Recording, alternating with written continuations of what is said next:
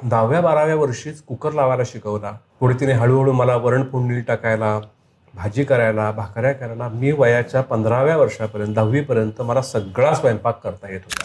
अरे आम्ही एवढे संस्कार केले होते आणि आता काय झालं? तर जग ना एका विशिष्ट दिशेने धावतंय आणि तो जो विशिष्ट जी दिशा आहे ती फक्त पैशाची आणि प्रसिद्धीची दिशा आहे. का वैभव मांगलेंना ऑन स्टेज हार्ट अटॅक आला ही बातमी बघायला आवडेल.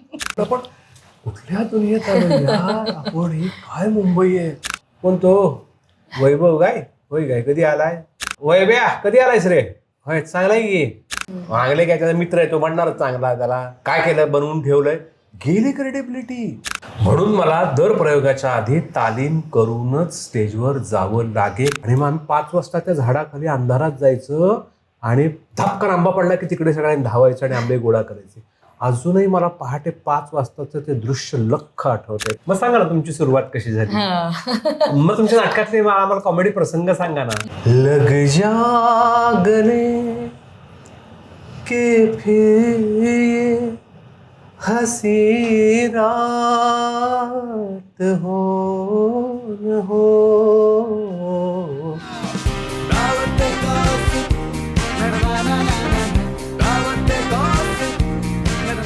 कोकणातल्या मातीतला अस्सल हिरा, बाहेरून फणसासारखा काटेरी पण आतून गोड गरा. झेन एंटरटेनमेंट प्रेझेंस दावते गॉसिपच्या आजच्या भागात आपण भेटणार आहोत पेशाने शिक्षक असलेला पण ऍक्टिंगचं स्वप्न उराशी बाळगलेला असा हा अभिनेता. त्याचबरोबर गायन, चित्रकला, पाककला अशा विविध कला अंगी असणारा, त्याचबरोबर चित्रपट, मालिका, नाटक या विविध माध्यमातून विविध पात्र साकारून रसिकांच्या मनावर राज्य केलेला अभिनेता म्हणजेच वैभव मांगले यांना. पॉम्फ्रेट तंदुरी, बोंबील फ्राय, प्रॉन्स कोळीवाडा या चमचमीत स्टार्टर सोबतच वैभव मांगले सोबतच्या खमंग गप्पा, ही सगळी दावत आपण एन्जॉय करणार आहोत वडाळ्याच्या हॉटेल माऊलीमध्ये. अहो ज्यांची टॅगलाईनच आहे हॉटेल माऊली, काठावर आणि घाटावर.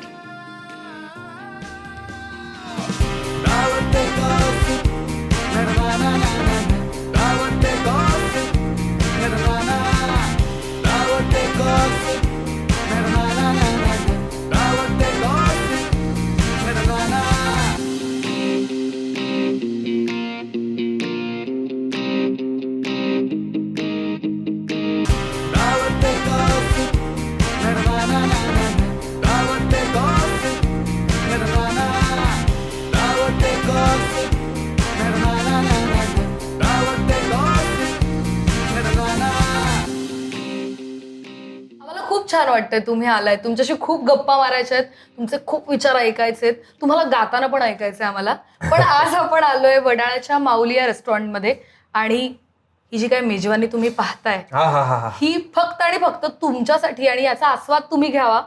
इथे पॉम्फ्रेट तंदुरी आहे, मस्तपैकी पापलेट हाणायचं आहे आपल्याला, आणि बोंबील फ्राय आणि प्रॉन्स कोलीवाडा.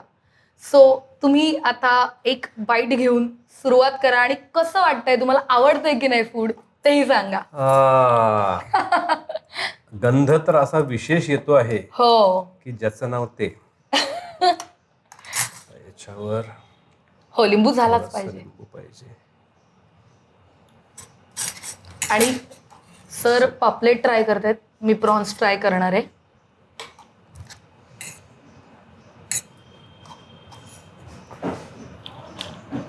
खाण्यासाठी जगतो माणूस, त्यामुळे आमचं असं आपण खाल्ल्यानंतर मुलाखतीचा हा कार्यक्रम ना करूया. असं पण जरा असं रिक्वेस्ट करणार आहे मी माझ्या बॉसला. आउटस्टँडिंग आहे. आउटस्टँडिंग खरंच वा, खूप मस्त. पॉम्फ्रेट फारच छान आहे. वा मजा येणार आहे. कमाल. वा वा वा वा. अशी सुरुवात झाली ना की गप्पा पण मस्त खमंग होत. करेक्ट. आता काही विचारतो. हो ना. पण आता आपण म्हणजे दावते गॉसिपचा एपिसोड आणि we are all about food sir. आम्हाला हे माहितीये फक्त आणि खूप साऱ्या गप्पा माहिती आहेत. तर मुद्दामून आम्ही इथे आलोय. तुम्ही बिर्याणी बनवलीये, तुम्ही मोदक बनवलेत, तुम्ही पराठे बनवलेत, ह्या सगळ्या व्हिडिओज आम्ही तुमच्या सोशल मीडियावर पाहिलेत. त्यामुळे तुम्हाला फक्त खाण्याची नाही पाककलेची पण आवड आहे. ती कुठून निर्माण झाली? ऍक्च्युली पाककलेची मी खरं सांगायचं ना तर आमच्या मांगल्यांच्या घराण्यामध्ये सगळेच आम्ही लोक स्वयंपाक करतो. अच्छा. हो, म्हणजे माझे वडील उत्तम स्वयंपाक करायचे, माझे आजोबा स्वयंपाक करायचे, माझे काका चांगला स्वयंपाक करतात. पहिली गोष्ट. हा. दुसरी गोष्ट अशी आहे की आईने मला फार लवकर स्वयंपाक करायला शिकवलं. याचं कारण असं होतं की मासिक धर्मासाठी तिला 5 दिवस बाहेर बसायला लागायचं, स्वयंपाक करायचा नाही, स्वयंपाकघरात जायचं नाही. मी मोठा सगळ्यात, माझ्या पाठची बहीण, त्याच्या पाठची बहीण आणि धाकटा भाऊ, 4 जण आली घरात, मी मोठा. मग अचानक या सगळ्या प्रसंग उद्भवल्यानंतर घरात मग एकदम पळापळ व्हायची, करणार कोण स्वयंपाक? वडील करायचं पण त्यांना ऑफिसला जायला लागायचं किंवा काम असायचं काही. म्हणून आईने मला वयाच्या माझ्या मते 10व्या-12व्या वर्षीच कुकर लावायला शिकवला. पुढे तिने हळूहळू मला वरण फोडणी टाकायला, भाजी करायला, भाकऱ्या करायला. मी वयाच्या 15व्या वर्षापर्यंत 10वीपर्यंत मला सगळा स्वयंपाक करता येत होता. आणि मग स्वयंपाक ही एक अशी गोष्ट आहे ना की ते शेवटी एक ती कला आहे. खरंय. आणि ते एका अर्थाने मला नेहमी असं वाटतं की ते मेडिटेशन पण आहे.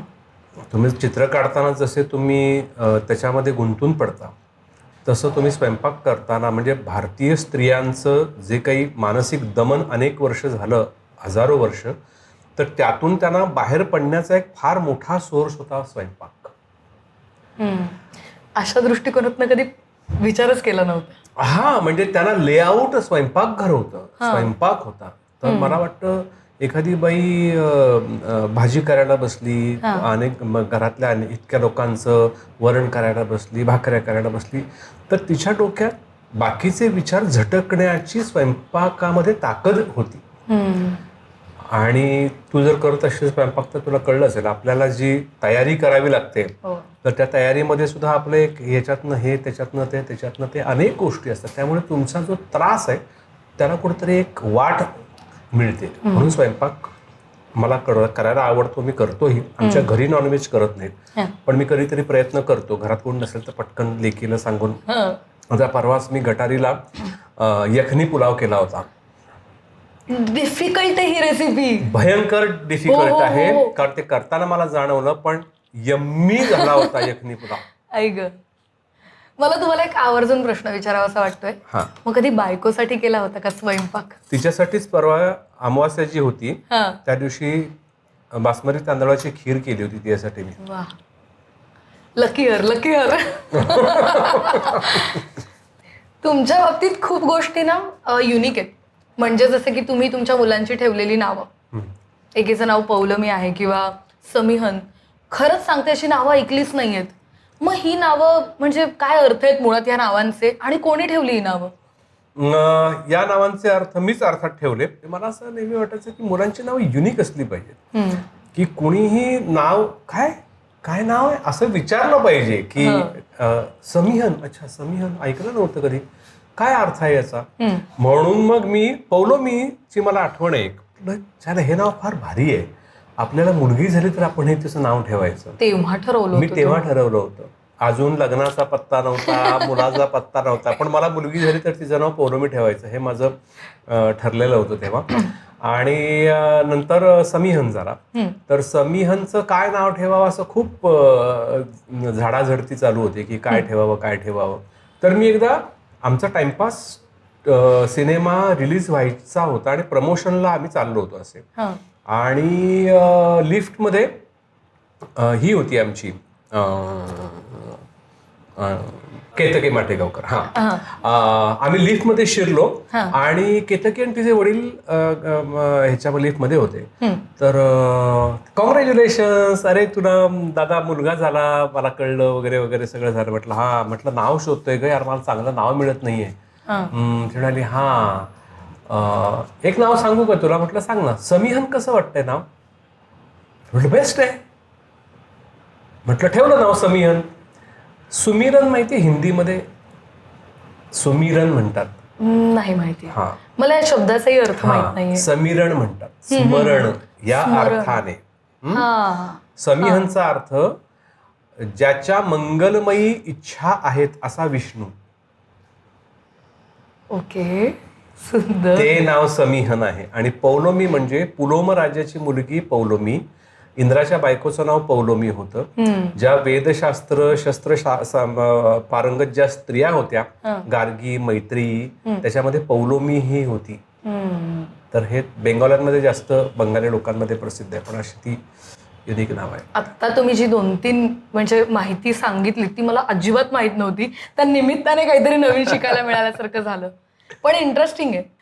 Sir please have it. Yes, तू पण घे ना. हो, आता मीही खाणार आहे. आणि मला नॉनव्हेज म्हटलं की सर जीव की प्राण. नाही, हा पापलेट म्हणजे हा अजून एक आपल्याला मागवावा लागेल. मागवायचा त्यांना तू सांगून टाक पापलेट, की सुरमई, अजून एक 1 मोर पापलेट होऊन जाऊ दे दादा. हा, आणि हा असाच पाहिजे, कमी तेलातला बेस्ट. आता हा तुम्ही बाकी माऊलीला कधी आलात तर हा पापलेट ट्राय करा. फारच बेस्ट आहे. आवडलाय म्हणजे त्यांना. ही खूपच नॅचरल रिॲक्शन होती. आणि मासे फ्रेश आहेत, एकदम बेस्ट आहेत. येस येस येस येस, मी घेते. क्या बात आहे. खाऊन बघ. तेल थोडंसं जास्त आहे पण ठीक आहे, आज चालून जाईल. आज चालवून घेऊ आपण. मला तो जिताडा असतो ना, ऍक्च्युली जिताड्याची रेसिपी खूप साधी असते. म्हणजे तुम्ही जी करता ती कोकणात बेसिकली काय आहे, पापलेट आणि सुरमई ना थोडासा शहरी लोकांनी पॉप्युलर केलेला मासा आहे. बरोबर.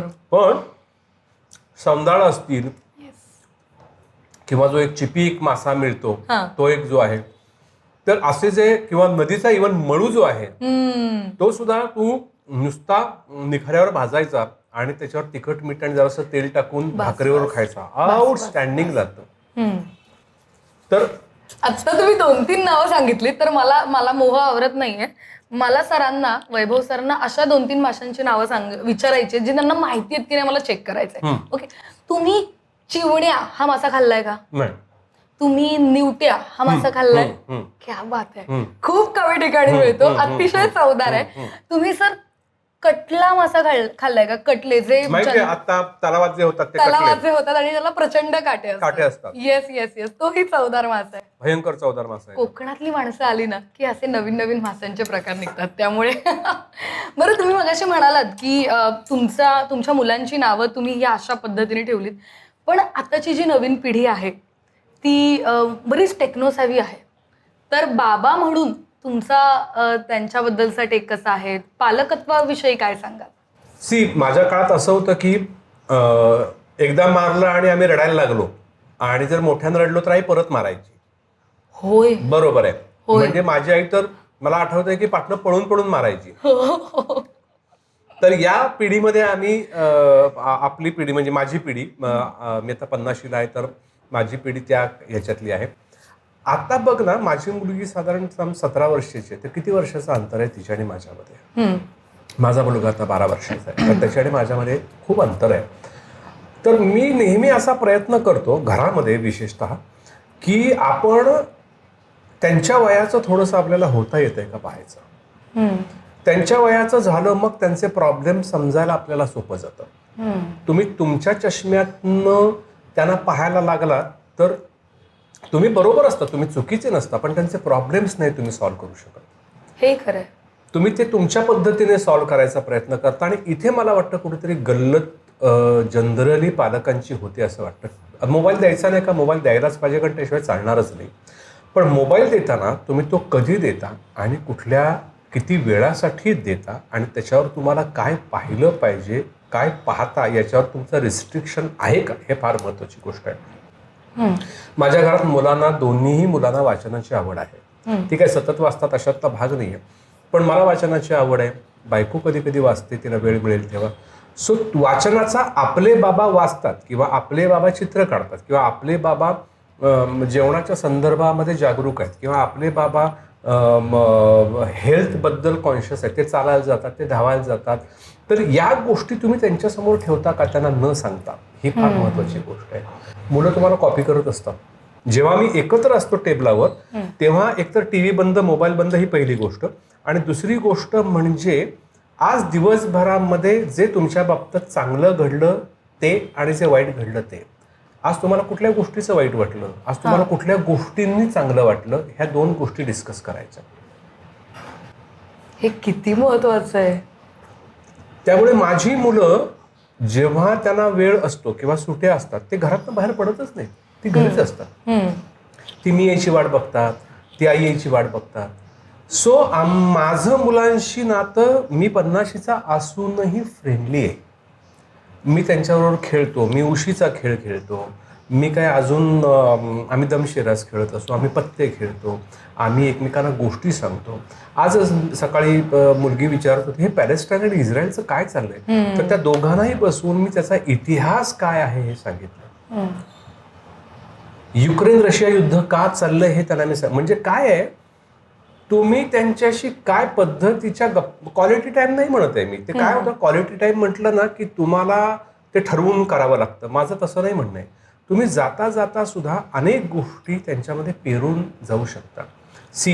हाताची सगळी बोटं सारखी नसतात. तुम्ही कितीही संस्कार केले तरी मुलं तुमच्या संस्काराला अनुरूपच पुढे वाढतील हा भ्रम आहे. अशी अपेक्षा कोणीही करू नये. अरे आम्ही एवढे संस्कार केले होते आणि आता काय झालं, असं काही होऊ शकत नाही. मुलं ही स्वतंत्र व्यक्तिमत्व आहेत.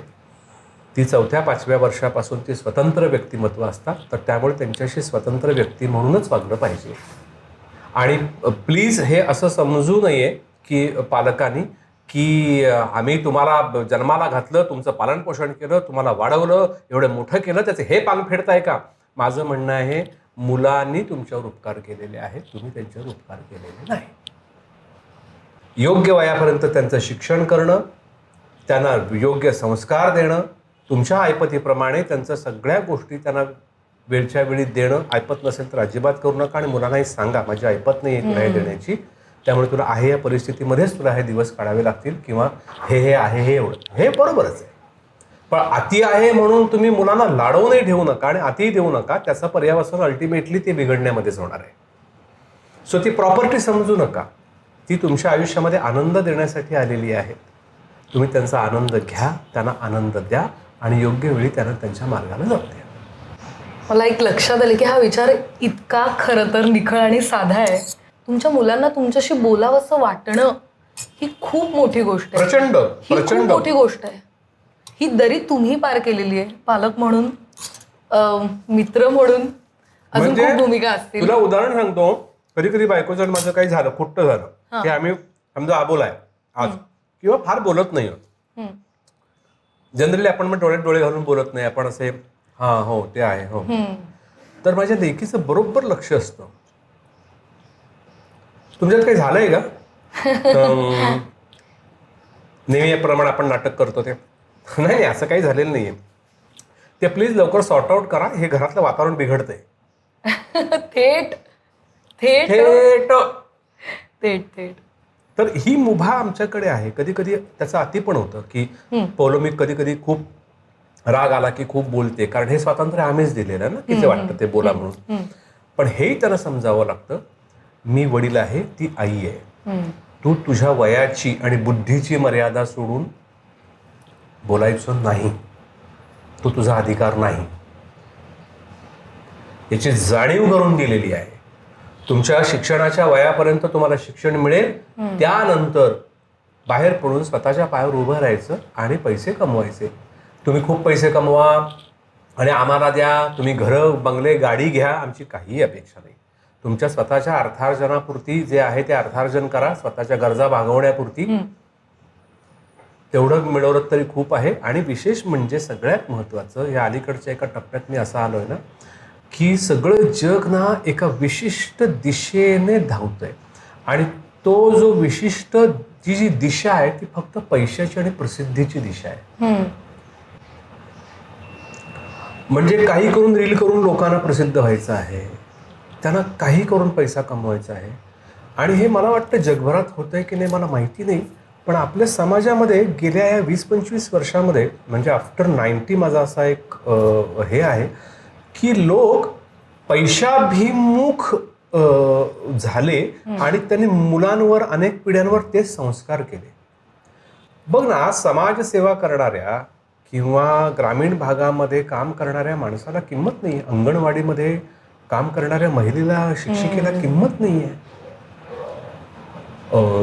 समाज तिला हा ठीक आहे ना, या लेवलवर आपण त्यांच्याकडे पाहतो नाही का.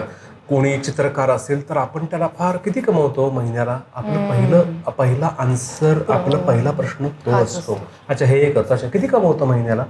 तू हे का बघत नाहीयेस की तो एका जीवनाच्या विशिष्ट अंगाकडे पाहतो आहे आणि तो एका विशिष्ट पद्धतीने जीवन जगण्याचा प्रयत्न करतोय जे तुमच्यापेक्षा वेगळं आहे.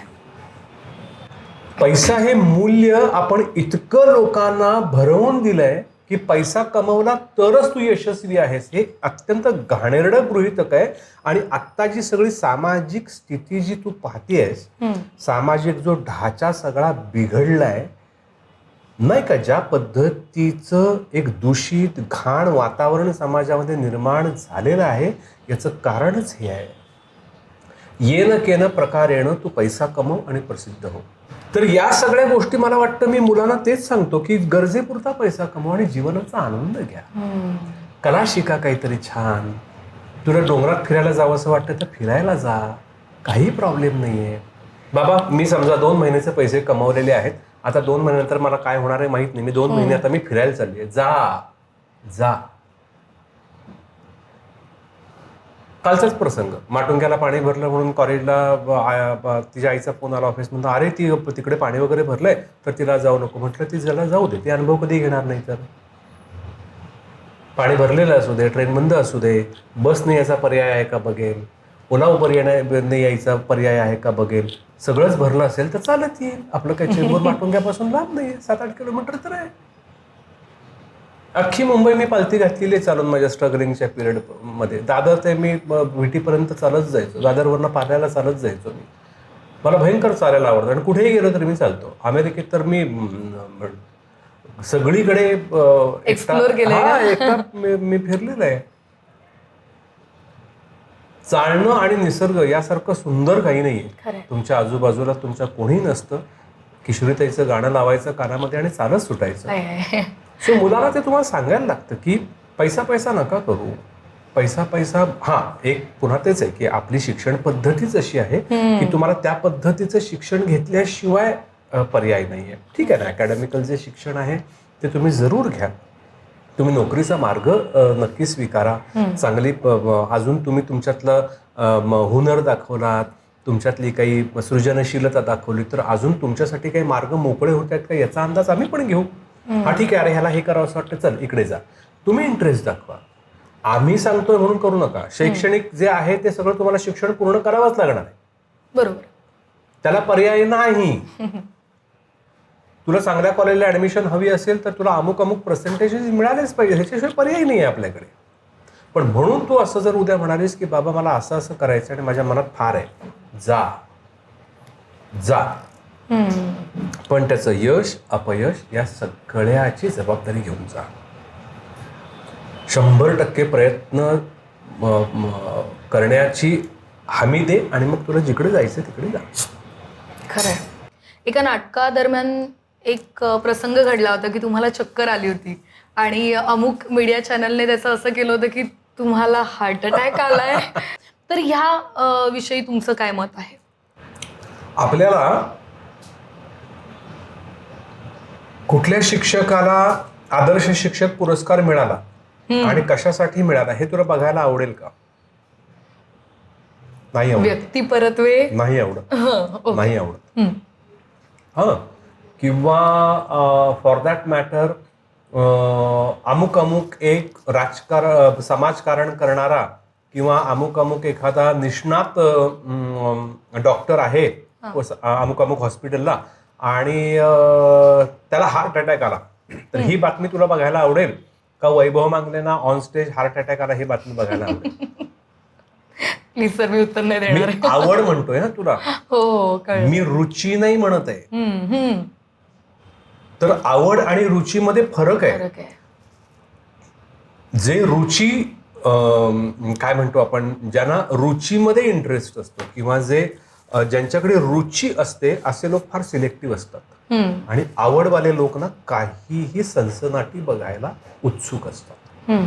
आज जर तू रील बघितलास म्हणजे मला राग नाही आला, मला वाटलं की अरे आपण किती मूर्ख बनतो किंवा आपल्याला किती मूर्ख बनवलं जातं. असं आपण रील बघत असतो आणि असं एक खाली येतं, अरे यार अगर यहाँ से वो चला गया होता तो शायद ये न होता, अशी एक काहीतरी कॅप्शन असते आणि आपण बघत असतो. एक माणूस असा रस्त्यावर उभा असतो, आता वाटतं की हा रस्ता क्रॉस करताना पटकन गाडी उडवणार म्हणून आपण बघतो. अगर ये 2 मिनिट पहिले यहाँ से गया होता तो ये न होता. आपण वाट बघतो कधी येते गाडी, कधी येते, आणि तो माणूस सरळ फक्त रस्ता क्रॉस करून जातो आणि काहीही होत नाही. खरंय. आपण एक मनातल्या मनात शिवी घालतो. सॉरी घडलं. I am sorry. म्हणजे मी दिस हॅपन. म्हणजे या पद्धतीचा मीडिया जर तुझ्या समोर असेल, वेड बनवणारा. हो, या पद्धतीचा. बर, तुम्ही अल्गोरिदम मध्ये तुम्ही ज्याच्यावर होल्ड करता, तुम्हाला तसेच व्हिडिओ पुन्हा येतात. बरोबर. म्हणजे तुला कळतं. म्हणजे मग हा विचार मगाच्या प्रश्नाशी पण हा थोडासा कनेक्टेड आहे की काय पाहायला पाहिजे, काय पाहिलं पाहिजे. म्हणजे सोशल मीडिया सगळा वाईट आहे का? अजिबात वाईट नाहीये. तुझ्या त्या प्रश्नाकडे मी परत येतो, पण त्याच्या अगोदर एक सांगतो. आज युट्यूब सारखं जे चॅनल आहे, हे इतकं मोठं चॅनल आहे सगळ्या अर्थाने. आज म्हणजे सचिन खेडेकरचा मुलगा आम्हाला इकडे भेटला, अमेरिकेमध्ये भेटला. तर तो तिकडच्या मेटामध्ये काम करतो. तर तो आला आणि भेटला वगैरे, आणि तो म्हणाला छान. म्हटलं काय जेवणाचं काय करतोस? तो म्हणला युट्यूब जिंदाबाद. म्हटलं म्हणजे? तो म्हणला मी युट्यूबवर बघतो आणि सगळे पदार्थ बनवतो. आता मला सांग, हे किती फायद्याचं आहे. आज मला ती यखनी पुलावची रेसिपी हवी होती, तर मी यखनी पुलावच्या माझ्याकडे 10 रेसिपी आल्या. तर मग 10 रेसिपीमधलं मला जे परवडेल, जमेल, वेळेमध्ये होईल असं काय आहे ते मी त्यातलं सिलेक्ट केलं आणि मी माझी एक रेसिपी बनवली. समजलं तुला? म्हणजे युट्यूबचा असाही फायदा आहे. म्हणजे आज मला असं वाटतं की एवढे मोठे गायक आहेत, हे गायक मला कधी ऐकायला मिळाले असते. सलामत अली खान, कुमारजींचे अनेक गाण्याची रेकॉर्डिंग्स, किशोरीताईंची अनेक रेकॉर्डिंग्स, मल्लिकार्जुन मनसूर असतील, आमिर खान साहेब असतील, या सगळ्यांची कुठून मिळाली असते ऐकायला?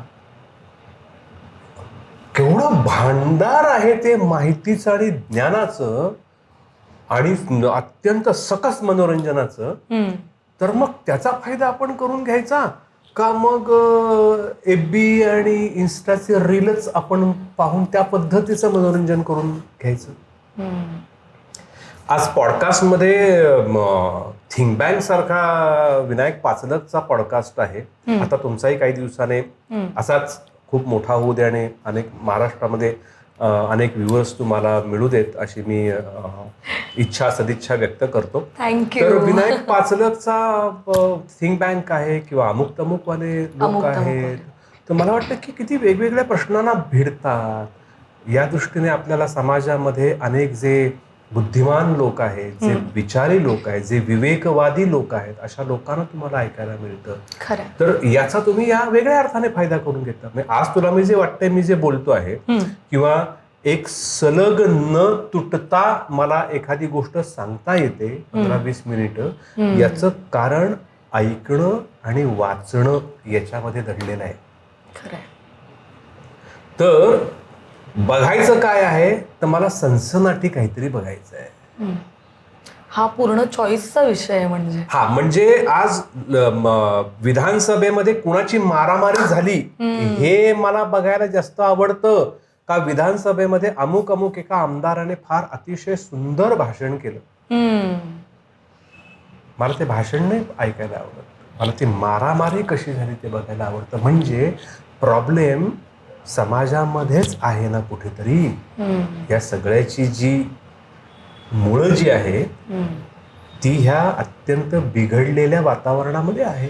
तर हा आपण कधीतरी स्वीकारूया दोष, ही चूक आपण स्वीकार, हे आमचं चुकतंय कुठेतरी, हे आपण आधी स्वीकारायला पाहिजे आमच्या पिढीने. हो, आमचं चुकलंय. आणि मग चुकलं असं आपण जेव्हा मान्य करतो तेव्हा कुठेतरी सुधारण्याकडे सुरुवात होते. बरोबर. जे लोक, ज्या विचारधारा आपलं चूक आहे असं मानत नाहीत त्यांच्यामध्ये सुधारणेला वाव नाही. म्हणून विज्ञान मोठं का? विज्ञान म्हणतं हो, अमुक अमुक काळामध्ये आम्हाला हे बरोबर होतं, पण आता आम्हाला असे पुरावे सापडले, त्यामुळे आमचं ते म्हणणं चूक होतं, आता हे म्हणणं आहे. विज्ञान स्वतःला कधीही परिपूर्ण म्हणत नाही, म्हणून विज्ञान मोठं. खरंय. मला मजा येते. मला हा एपिसोड असा एक साधारण 4-5 पार्ट्स मध्ये बघायला आवडेल की तुम्ही खूप बोलाल, खूप विषयांवरती बोलाल, तुमच्याशी गप्पा मारायला. आणि दावतेचे आम्ही बरेच एपिसोड केलेत, पण आजचा एपिसोड खरंच खास आहे. खरंच खास आहे, खरंच. मला बरं वाटावं म्हणून म्हणतेस का? नाही, मला बरं वाटलंय म्हणून मी हे म्हणते. तुमचे सगळे चित्रपट तुम्हाला नाटकांमधून पाहिलंय, मग काय आता नवीन काही येऊ पाहतंय का तुमचं? त्याच्याबद्दल काही सांगाल का? कुर्ला टू वेंगुर्ला हा सिनेमा आहे. हा सिनेमा कमर्शियल नसलेल्या लोकांनी बनवलाय. म्हणजे अमरजित आंबले हे अनेक वर्ष शिबिरं घेत आहेत म्हण, किंवा चांगले विद्यार्थी तयार करतायत, कथा पटकथा या संदर्भातली शिबिरं ते घेत असतात. तर विजय कळमकर हा अत्यंत हुशार दिग्दर्शक आहे. बिचारा थोडा काय म्हणतो आपण त्याला, अपंग आहे आणि एका पायाला त्याच्या पोलिओ आहे. अक्षरशः कुबडी घेऊन चालतो किंवा हे करतो, पण खूप हुशार आणि खूप चांगली जाणीव असलेला दिग्दर्शक आहे. मग त्याच्यासाठी हा सिनेमा खरं तर लोकांनी पाहायला पाहिजे, कारण सिनेमा उत्तम बनलेला आहे. आउट ऑफ द नावावर तसं तुम्ही बॉम्बे टू गोवा किंवा आता मग कुर्ला टू वेंगुर्ला असं काहीतरी यमक साधण्यासाठी नाव ठेवलंय असं नाहीये. खरंच त्याची स्टोरी ही भावनिक आहे. जरी तो विनोदी अंगाने जाणारा असला तरी स्टोरी भावनिक आहे. आणि त्याच्यामध्ये एक मूलभूत प्रश्न जो आहे की जे सगळे गावाकडनं शहराकडे निघालेले लोक आहेत, प्रत्येकाला मुंबई पुण्यामध्ये जायचंय, तर तिथे जाऊन काय ठेवलंय? एक मध्यमवर्गीय किंवा काय म्हणतो आपण त्याला, निम्न मध्यमवर्गीय घरातली मुलं मुंबईत जाऊन काय करतात? एक ॲव्हरेज शिक्षण मिळवलेली मुलं काय करतात? आणि तिथे सर्वाईव्ह होणं, आम्ही मुंबईत एवढंच सांगतो, पण तिथे सर्वाईव्ह होणं खूप कठीण आहे. तर त्याच्यावर भाष्य करणारा, मग गावाकडे येऊन तुम्हाला गावात काय करता येऊ शकतं, तिथे तुम्हाला आपल्याबरोबर काही लोकांना घेऊन ऍक्टिव्हिटीज करता येतात का, तर या संदर्भातलं काहीतरी सांगणारा अत्यंत विनोदी पद्धतीने भावनिक सिनेमा, खूप सुंदर सिनेमा बनवलाय त्याने. तो एक सिनेमा आता 19 सप्टेंबरला येतोय. पण तुम्ही आता म्हणालात की मुंबईला येऊन काय करणार ही मंडळी किंवा काही, ह्या विषयावर मला तुम्हाला विचारायचंय की तुम्ही सुद्धा मुंबईतले नाही, तुमच्या स्वप्नांसाठी तुम्ही मुंबईत पाऊल ठेवलं, मग ते पाऊल ठेवण्यासाठी तुम्हाला कोणी पुश केलं? ती एक व्यक्ती कोण होती की तुम्ही ठरवलं की नाही, मला ह्या क्षेत्रात काम करायचंय आणि त्यासाठी मी मुंबईला येणार? माझ्या वडिलांचे आते भाऊ आहेत विलास कोळपे म्हणून, ते पण नाटकातून काम, ते बँक ऑफ महाराष्ट्रामध्ये होते आणि तेही नाटकातून काम करायचे. मुंबईमध्ये होते. मुंबईमध्ये ऐन वसंतात अर्ध्या रात्रीमध्ये वगैरे त्यांनी काम केलेलं होतं. तर ते काका जेव्हा रत्नागिरीला आले शिफ्ट होऊन, तेव्हा माझी काही काही धडपड चालू होती. म्हणजे मी कथाकथन, वक्तृत्व, एक पात्री याच्यातनं अभिनय करायचो. आणि मग त्यांना एक दिवशी मी करून दाखवलं, तर ते म्हणले सुंदर काम करतोस तू. मग त्यांच्याबरोबर मी काम करायला लागलो एकांकिकेमध्ये. मग एकांकिका वगैरे आम्ही केल्या आणि त्याच्यानंतर मग मधल्या काळात काही आमचा परिचय, म्हणजे तसा काही संबंध नव्हता. मग कॉलेज वगैरे केलं मी, कॉलेजमध्ये गेलो, तिथे ॲक्टिव्हिटीज केल्या. त्याच्यानंतर 2-3 वर्ष नोकरी पण केली, मग परत DED केलं, असं खूप काही काही घोळ चालू होते. तर त्या दरम्यान माझे काका मला म्हणाले, तू वैभ्या इथे राहू नकोस, तू मुंबईला जा, तुझ्या टॅलेंटचं तिकडे नक्की काहीतरी हे होऊ शकतं, कारण इथे काही होणार नाही. म्हटलं काका मुंबईत कोणी ओळखत नाही, काय नाही, कुठे आपण जाणार? ते म्हणाले ये तू मुंबईत. मुंबईतच होते ते. त्यांचे विजय केंकरे, अजित भुरे, राजन भेसे त्यांचे मित्र, कारण ते कामं केलेली होती. आविष्कारला ते होते तिकडे. आणि ऐन वसंतात अर्ध्या रात्रीमध्ये हे सगळे लोक त्याच्यामध्ये होते. तर ते त्याच्यात मला म्हणाले ये त्यांच्याशी ओळख करून देतो. मग मी तसंच बॅग उचलली, मुंबईला आलो. त्यांनी मला ओळख करून दिली सगळ्यांशी आणि ओळख बिळख झाल्यानंतर हा ये मुंबईला आपण काहीतरी करू वगैरे असं त्या लोकांनी आम्हाला आश्वासन दिलं मला. आणि ते म्हणाले बघ तुला तर ओळखी करून दिलेल्या आहेत, राहायची सोय तुला बघावी लागेल. आणि राहायची सोय बघणार कुठे आपण मुंबईमध्ये? मुंबईत मी आयुष्यात 1-2दा येऊन गेलो असेल. कधीतरी एका लग्नाला आलो होतो, कधीतरी आत्याकडे आलो होतो 4 दिवस आणि त्यानंतर डायरेक्ट मुंबईत यायचं म्हणजे काय आता म्हणजे मला असा प्रश्न पडला की दादरला जेव्हा मी उतरलो सकाळी बसमधनं आणि ते भाजीचं सगळं ते मार्केट बघितलं आणि मला असं वाटलं पण कुठल्या दुनियेत आलो यार आपण, ही काय मुंबई आहे. आणि मग माझा एक मित्र होता धावडे, विश्वनाथ धावडे, याला मला कोणीतरी सांगितलं की तो दादरला राहतो कोहिनूर मिल कंपाऊंडमध्ये. तर त्याच्या विचाराच्या एवढ्याच खोल्या होत्या, एक 10 बाय 10च्या 2 खोल्या. एक खोली त्याने भाड्याने दिली होती, एकात ते 7-8 जण राहत होते ऑलरेडी. त्याच्यात मी गेलो तर तो म्हणला हे बघ एवढी जागा आहे, तू ऍडजस्ट करू शकणार असलास तर राहा.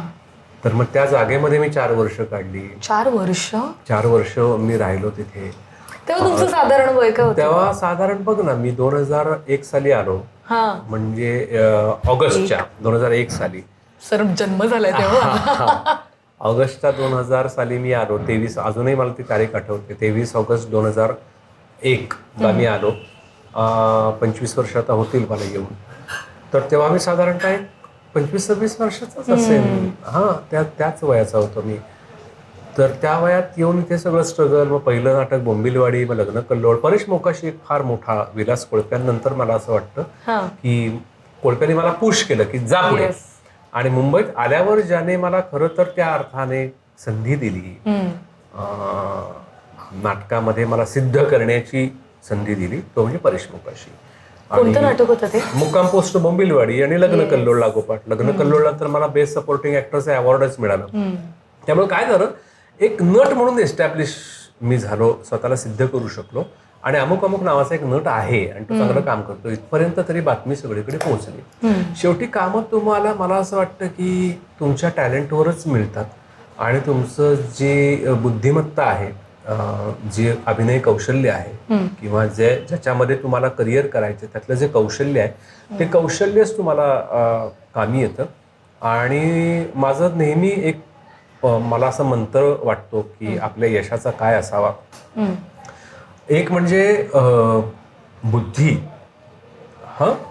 त्यानंतर श्रम आणि श्रमातलं सातत्य.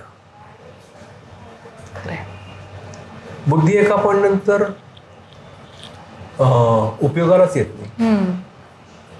अमुक पर्यंत तुमचं टॅलेंट दाखवलं, त्याच्या पुढे काय, त्याच्या पुढे फक्त श्रम आणि त्या श्रमामध्ये सातत्य पाहिजे. म्हणजे मी पहिल्या प्रयोगामध्ये उत्तम काम केलं, सिद्ध झालं, तो बुद्धिमान नट आहेस. ओके, पण याचे पुढे आपल्याला 500 प्रयोग करायचे. मग रोज तुला तसंच काम करण्यासाठी श्रम घ्यावे लागतात आणि त्या श्रमामध्ये तुला सातत्य ठेवावं लागतं. आणि मग अल्टिमेटली तुम्हाला जे हवंय ते तुम्ही अचीव्ह करता.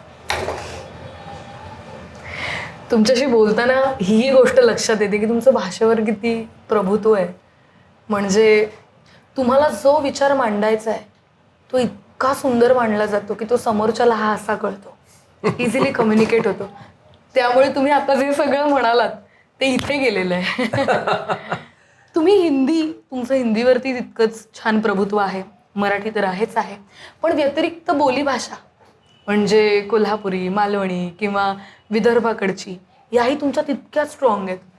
तर मग हे कसं काय, म्हणजे स्ट्रॉंग नाही म्हणणार मी आता विदर्भ खानदेशाकडे, पण मी त्याचा ना, मला नेहमी असं वाटतं की अर्थात प्रत्येक भाषेमध्येच ते असेल, मराठीमध्ये बोलीभाषा या माझ्या मते जास्त प्राचीन आहेत किंवा त्या अनेक वर्षांपासून प्रवाही आहेत.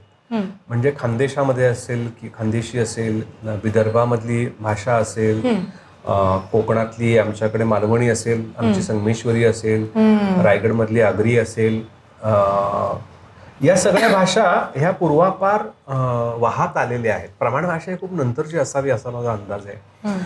तर त्या भाषांविषयी मला फार प्रेम आहे, कारण त्याच्यामध्ये माणूस सहज असतो. खरंय. त्या भाषेमध्ये त्यांच्या element मध्ये. त्या एलिमेंटमध्ये तो सहज असतो. हा. ती भाषा ओघवती असते, ती प्रवाही असते आणि त्या भाषेमध्ये आपसुकच गाणं तयार होतं. प्रमाण भाषा ही थोडीशी कठीण आहे आणि थोडीशी स्ट्रॉंग आहे, म्हणजे ती थोडी कणखर आहे. त्यातले शब्दही थोडेसे संस्कृत प्रचूर असल्यामुळे त्यात काठिण्य आहे थोडं. ती बोलताना छान, बोलणाऱ्या माणसावर पण ते अवलंबून आहे की तुम्ही ते कसे शब्द प्रयोजन आहे, त्या बरहुकूम सुद्धा ती भाषा किती लाघवी होते, प्रवाही होते, ते त्या बोलणाऱ्या वर सुद्धा अवलंबून आहे. पण ग्रामीण भाषेमध्ये गाणं आपोआप तयार होतं. म्हणजे आमच्याकडे संगमेश्वरी बोलीभाषेमध्ये सहज कधीही असं मी गावी गेलो तरी कोणीही माणूस येतो आणि आमच्याकडे कोणतो वैभव गाय, होय गाय कधी आलाय, अच्छा काल आलाय, बरं आहेत ना, आज बरी आहे, मागं शिक पडली होती ना, बरी आहे, आता बरी आहे ना, जायचं आहेस कधी, नाही काय पडलं मग मारी, हां काम असेल नाही, होय होय आज बाकी बरं आहे ना सगळं, होय काय नाही रे आता माझं काय आता काय हाय दिवस तर काढायचं काय समजलं ना, बाकी बरं आहे, आज जातो हां. सुरात आहे. तसंच गाणं तयार होतं. साधं तू कोल्हापूरकडे, माझा आजोळ कोल्हापूर आहे त्याच्यामुळे मला तर कोल्हापूरची भाषा मला माहिती आहे. तर वय ब्या कधी आलायस रे, होय चांगला आहे की, आई कशी आहे, बरी आहे ना, हां नाही ते मागल्या टायमाला ते मला कळलं रे की आजारी आहे म्हणून, बरी आहे ना मी आता, हां चांगला आहे की, कधी जाणार आहेस मग, होय सोमवारला आहे, हां राग चांगला ना की, हां फोन करायचा बघ मधनं बरं ठेवतो. तर बोली भाषा बोलणारा माणूस हा तुला आपलंसं करून घेतो पटकन. खरंय. प्रमाण भाषा बोलणारा पटकन आपण थोडेसे अरे बापरे हो का, एक शिस्तही दडलेली असते ना, त्यामुळे माणूस विचार करतो थोडा. अच्छा. म्हणजे महाराष्ट्रातल्या मला संगमेश्वरी बोलीभाषा तर आमची मेली जातं जवळपास, कारण बोलीभाषा मरण्याचं कारण प्रमाण भाषेने तिचा केलेला अपमान, अनादर आणि हिणकस वागणूक. टेलिव्हिजनला किंवा सिनेमामध्ये तुम्हाला जर प्रमाण भाषा बोलायचं असेल तर तुम्हाला बोलता यायलाच पाहिजे, त्याच्यात वाद नाहीये. पण मग प्रमाण भाषा बोलणारे लोक ग्रामीण कॅरेक्टर जेव्हा येतं तेव्हा कुठलं तरी धेडगुजरी कोल्हापुरी बोलतात, तर ते कुठल्या अर्थाने खपवून घेतलं जातं हे मला कळत नाही. म्हणजे जर तुम्हाला मालवणी जर सिनेमा करायचा असेल आणि मालवणी पात्र आहे तर तुम्हाला मालवणी यायलाच पाहिजे ना. बरोबर. म्हणजे समजा मालवणी तुम्ही टिपिकल मालवणी ते नाही बोलला, हार्डकोर जे आहे ते, पण तुम्हाला फ्लेवर तर यायला पाहिजे. तर तो फ्लेवर पण देत नाही आम्ही मराठी नट. आम्हाला प्रचंड अनादर आहे बोलीभाषेबद्दल. आम्ही हिणवतो लोकांना, काय भाषा तुझी, कसं बोलतोस, हा चांगलं बोलायचं, स्वच्छ बोलायचं का. याने समोरच्या माणसाला बोलताना थोडंसं वाटतं अरे आपलं चुकलं काहीतरी, आपण ग्रामीण आहोत किंवा आपण बाहेरच्या ह्याच्यातून आलेलो आहोत, हा का त्यांना द्यायचा. मी मुद्दामून कुठे गेलो कुठल्याही प्रदेशामध्ये तर मी मुद्दामून त्या भाषेतच बोलण्याचा प्रयत्न करतो, कारण समोरचा माणूस कम्फर्टेबल होतो, समोरचा माणूस थोडासा छान होतो आणि तो आपल्याशी खूप छान गप्पा मारतो. तुम्ही पुण्या मुंबईची भाषा बोलायला गेलात तर तो आलं वाटतं पुण्या मुंबईवर नाही, तर तो साहजिकच अंतर ठेवणार. तो अंतरच ठेवतो, तो तुमच्याशी बोलतच नाही. हे गेलंस बाका नाही सांगलंस ते. तर हे जे एवढं हार्डकोर नका बोलू. काय रे कुठे गेला होता, हो कधी आला, परवा, तर आलं ना मालवणी हेल, बोललो मी प्रमाण भाषाच. आज काय जेवलास रे, मासे होते, कुठले, कळलं. एक ओढायची क्रियापद, ओढायची पद्धत आहे त्या भाषेला. आई बरी अरे, तर हे तर बोलायला पाहिजे, हे करत नाही आम्ही लोक. कारण मला असं वाटतं याचं मर्म कुठेतरी गाण्यामध्ये पण आहे. म्हणजे गाण्यातलं जसं नोटेशन असतं तसं बोलण्यामध्ये पण नोटेशन असतं. होय. तर ते आपल्याला सापडलं पाहिजे. नोटेशन शोधतो का नट? नाही शोधत. मग आरोह अवरोह जे असतात ते काय असतात? तर ते मला वाटतं गाण्याने सुद्धा ते तुम्हाला, आणि मुळात आवड पाहिजे, हो, आणि मुळात तो आवड आदर पाहिजे, ते प्रेम पाहिजे, त्या भाषेविषयी प्रेम पाहिजे, तर ते शक्य होतं.